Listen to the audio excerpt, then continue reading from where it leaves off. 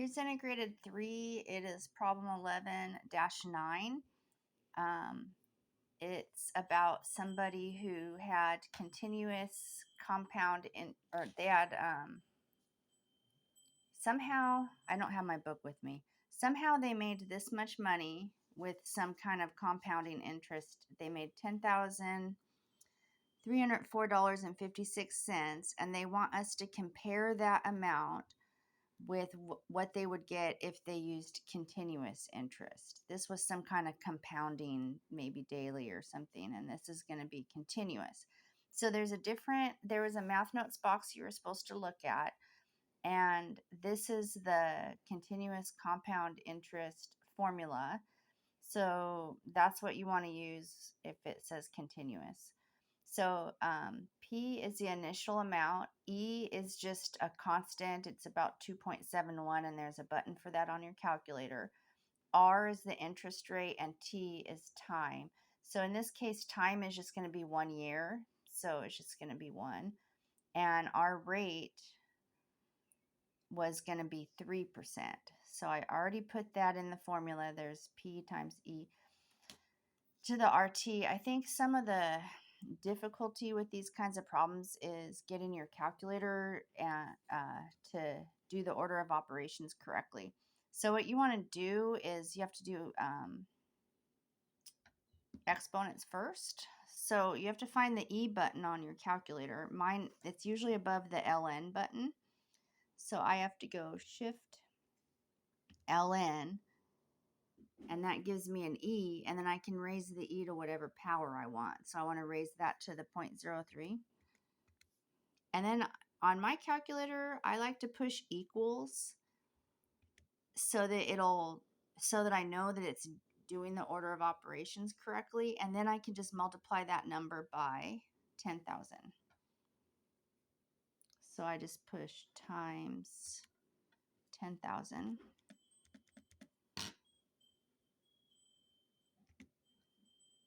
And then I got $10,304 and about 55 cents.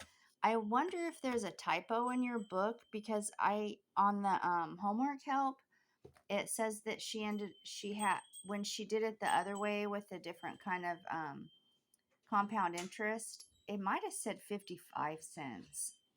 But in the homework help, it says 56 cents. This rounds to 55 cents. So it's the difference is she actually got 1 penny less by doing it continuously. And that's with just $10,000. So letter B says, okay, well, let's talk about if you have $10 billion. So if you have $10 billion, they want us to do it both ways. So this is the daily compounding. This is a compound interest here. And so you use the P. The P is 10,000 still. The rate that we're going to have a rate of 0.08 this time.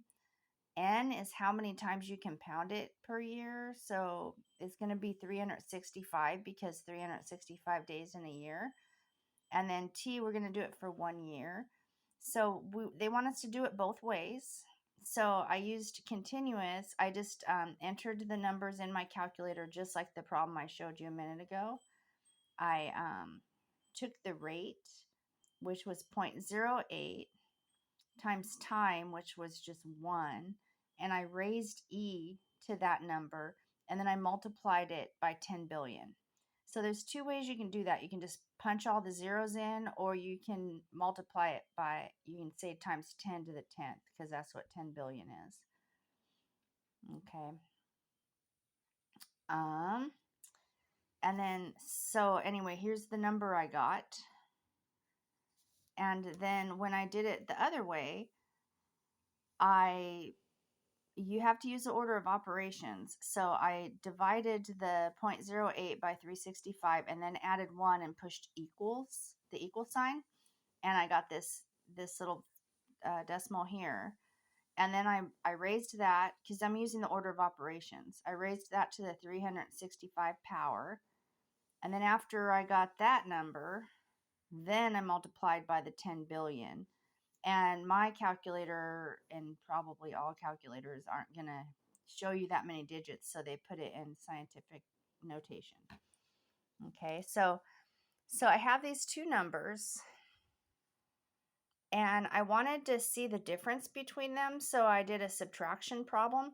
So I already had this one in my calculator, so I just went ahead and subtracted this one, and the way I did that is I typed it in.